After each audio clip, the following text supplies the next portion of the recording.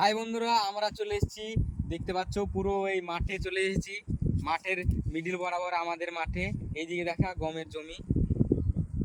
আর আমরা এই যে দেখতে পাচ্ছ দাঁড়িয়ে আছি, এই যে দেখা এইখানটা হচ্ছে পাউড়। এটা থেকে প্রত্যেকটা জমিতে কিন্তু জল দেওয়া হয়।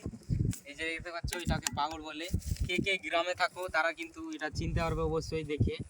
এখানে তাই ক্যামেরাটা কর। এই যে দেখতে পাচ্ছ এখান থেকে জল বেড়াচ্ছে একটু একটু।